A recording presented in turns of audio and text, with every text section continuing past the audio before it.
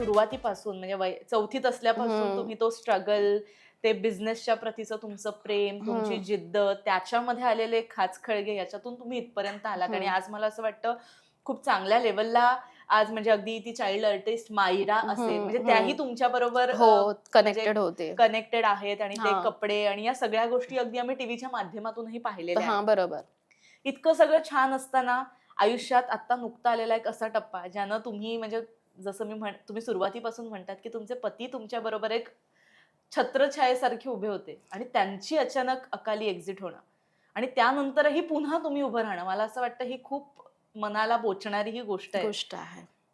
काय म्हणाल? मला आता खूप जड झालंय ते, पण ऍक्च्युली झालं काय म्हणजे माझ्यासोबत खूप मोठा आता अपघात झालाय. सो इतका मोठा अपघाताला मी आता हे केलंय की गेलं आत्ताच 23 जानेवारीला म्हणजे मी शॉप घेतलं होतं आणि नवीन शॉपची आमची ओपनिंग होती 1 फेब्रुवारीला, म्हणून आम्ही उज्जैनला जायला निघालो. आणि उज्जैनला जाता जाता आमचा भयानक मोठा ऍक्सिडेंट झाला. त्या ऍक्सिडेंटमध्ये मी माझ्या मिस्टरांना म्हणजे माझे मिस्टर त्यांचा जी बॉडी आहे ती पूर्ण उडाली आणि ते माझ्या मांडीवरच ते त्यांचं पूर्ण म्हणजे त्यांचं माझ्या मांडीवरच गेले ते. आणि मी माझ्या समोर असा माझ्या नवऱ्याला जाताना बघितलं तर मी पूर्ण म्हणजे मला काही समजलंच नाही. एकतर मलाही लागलेलं होतं, मी तिथेच बेशुद्ध झाली. माझी पूर्ण फॅमिली होती, माझी मुलगी माझ्या मध्ये बसली होती, माझा भाऊ ड्राईव्ह करत होता आणि आम्हाला असं वाटलं नव्हतं की आम्ही सगळे वाचलो तर आम्हाला वाटलं की तेही आहेत, पण बघते तर त्यांची बॉडी अचानक उडाली आणि ती पूर्ण माझ्या मांडीवर आली आणि बघते तर त्यांच्या नाकातून आणि तोंडातून इतकं ब्लिडिंग झालं की तरी म्हणजे मला बघतानाही त्रास झाला आणि मी नाही ते हे करू शकत आणि त्यांचं तिथेच मृत्यू झाला. आणि आम्ही पूर्णच खचली, पूर्णच म्हणजे मला नाहीच जमलं ते. आणि ते डायजेस्ट आजही नाही होत आहे. आज 3 महिने झाले ते माझ्याबरोबर नाही आहेत. पण त्यांनी जो म्हणजे माझ्या लाईफमधले एक म्हणतात ना एक गायडन्स देणारा माणूस, माझा मेंटॉर, माझा नवराच होता. मी जे काही होतं नाही, मी माझं सगळं म्हणजे माझं दिवसभरातले गोष्टी मी रात्री 11ला शॉपमधून मी घरी येते. 11 सव्वा 11 वाजता मी आल्याच्या नंतर मी रोज रात्री 2 तास माझ्या नवऱ्याकडे गप्पा मारायची 1 ते 1:30 वाजेपर्यंत.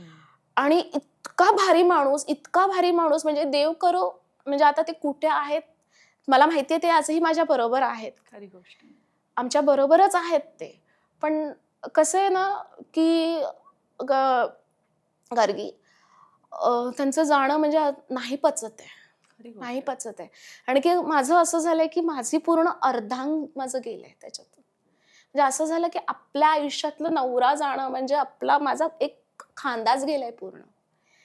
की मी कसं हे करणार, मॅनेज कसं करणार, कसं करायचं. माझं घर आहे, घराचं लोन आहे, माझं शॉप आहे, माझ्याकडे 20 ते 25 लोक काम करतात, मुलगी आहे, मुलीचं शिक्षण आहे, त्यांच्या आई वडील आहेत आणि आई वडिलांचा एकुलता एक मुलगा जाणं म्हणजे इतका डोंगरा एवढा मुलगा वाढवणं, त्यांना मी कसं फेस करू. Very true.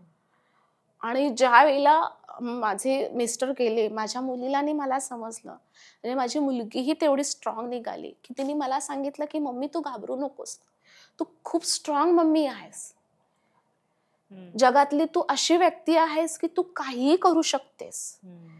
तर मी एकदम हेच झाले की एवढीशी मुलगी मला म्हणते की मम्मी तू टेन्शन घेऊ नकोस, माझी एक्झाम झाली ना की शॉपमध्ये मी तुला मदत करायला येईन. मी म्हंटल बाबू एवढं असं हे नाहीये की आपल्याकडे माणसं खूप चांगली आहेत, पण त्यांचं नसणं हे खूप त्रासदायक होतं. खरी गोष्ट आणि साहजिक आहे ही गोष्ट की इतकी वर्षाची तुमची साथ म्हणजे फक्त वैयक्तिक आयुष्यात नाही पण ॲज अ बिझनेस उभा करण्यामध्ये सुद्धा त्यांची साथ त्यांनी एवढी मोठी साथ दिली ना की असा नवरा मिळणं आहे ना एक नशीब लागतं. म्हणजे त्यांनी कधीच ना गार्गी म्हणजे सांगण्यासारखी गोष्ट आहे की आपले पुरुष असतात तसे, पण कधी कधी आपण सुद्धा ऍडजस्ट नाही करत. Very true. म्हणजे जर तुम्हाला सुद्धा त्यांच्यासोबत लॉयल्टी व्यवस्थित ठेवायची आहे, खरी गोष्ट, तुम्ही त्यांचा विश्वास, तुमचा आत्मविश्वास व्यवस्थित असेल ना तर तुम्हाला घरचे तेवढ्याच प्रतीने तुम्हाला सपोर्ट करतील. Very true.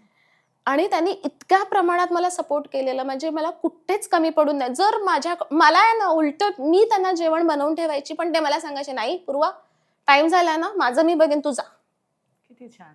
तू जा, तू तुझं बघ. अरे तू इतकं काम करतेस ना, तर घरात कामाला बाई ठेव." म्हणजे प्रत्येक ठिकाणी मग मला त्यांनी सांगितलं, की "नाही पूर्वा, तू इतका टाइम तू उभी राहतेस, 12 ते 13 तास तू उभी राहतेस, तर तुला एकच करायचंय, की घरामध्ये कोणीतरी तुला मदतनीस असली पाहिजे." Very true.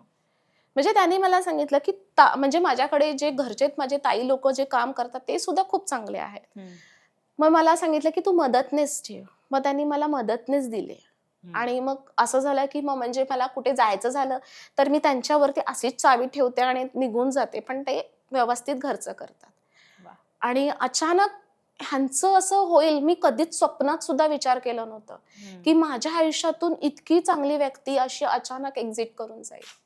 खरी गोष्ट. आणि मी चुकत नसेन तर तुमचं जे काही ईशा क्रिएशन आज वाढलंय, मी म्हणेन तुम्ही पुरुषांचं आणि किड्स वेअरचं मुलांमध्ये सुद्धा कलेक्शन घेऊन आलात आणि बरोबर. तेही अगदी तोंडावर होतं आणि त्याआधी हा सगळा हा प्रसंग प्रसंग आलेला. झाला. म्हणजे मी तेच सांगितलं ना, 1 फेब्रुवारीला आपल्या शॉपची ओपनिंग होती. म्हणूनच आम्ही ह्या सगळ्या गोष्टी करत होतो आणि आपली ओपनिंग खूप मोठ्या प्रकारे आपण ठरवलं होतं, की आपल्याला ग्रँड ओपनिंग करायची या शॉपची, मेन्स वेअरची. कारण की आपल्या महिलांनी आपल्या ब्लाउजेसला, आपल्या किड्स वेअरला, आपल्या साड्यांना इतक्या मोठ्या प्रमाणात सपोर्ट केलं, की इतक्या छान प्रतिसादानंतर मग आम्ही विचार केला आपण. आणि मग ते महिला आपल्याला बोलायला लागले, की नाही, की आपल्याला तुम्ही आमच्या मुलींसाठी करता, मग आम्ही मुलं जन्माला घातले त्यांचं काय? मग त्यांचं काय? त्यांना पण काहीतरी आणा. मग आम्ही कस्टमायझेशन देतच होतो. तर म्हटलं कशाला ना, मग आपण मेन्सचं हा कलेक्शन हा सेपरेटच असलं पाहिजे. म्हणून मग मी त्या शॉपमध्ये नाही ओपन करता मग मी विचार केला, की आपण दुसरं शॉप ठाण्यातल्या ठाण्यात राम मारुती रोडलाच आपण मेन्स वेअर स्टार्ट केलं, ईशा क्रिएशनचं. सो आणि ते सुद्धा ह्याच्यासाठी, की दोन्ही गोष्टी एकाच ठिकाणी आल्या आणि आपल्याकडे रेडीमेड ब्लाउजेस आहेत आणि ब्लाउजेस म्हणजे सगळंच एकत्र न करता आपण थोडं वेगळं केलं ते. बरोबर. असं केलं म्हणजे मेन्स तिथे कम्फर्टेबल असेल, फिमेल इथे कम्फर्टेबल असेल. कम्फर्ट सुद्धा इम्पॉर्टंट आहे. सगळ्या गोष्टी ना, म्हणजे बिझनेसमध्ये आहे, प्लस तुमच्या कपड्यामध्येही आहे, कपड्याची क्वालिटीज, ह्या सगळ्या गोष्टी त्याच्यामध्ये सुद्धा मी कम्फर्ट इम्पॉर्टंट आहे. खरी गोष्ट. आणि ह्याचे व्हिडिओज लोकमत सखीवरती ब्लाउजेस सुद्धा आहेत. आहेत आणि मेन्सवेअर किड्स वेअरचे सुद्धा आहेत. मला सगळ्यांना आवाहन आहे की तेही तुम्ही बघावं, कारण तिथे खऱ्या अर्थानं जसं त्या म्हणालात, की कम्फर्टेबल फॅब्रिक प्लस त्याच्यामध्ये क्रिएटिव्हिटी जी आहे ती पुरुषांमध्ये आणि लहान मुलांच्या कपड्यांमध्ये सुद्धा पाहायला मिळते. बरोबर. ताई, हे तर सगळं म्हणजे तुमचं आपण ही जर्नी बघितली आणि खऱ्या अर्थानं जे झालं लॉस त्याबद्दल खूप खूप सॉरी.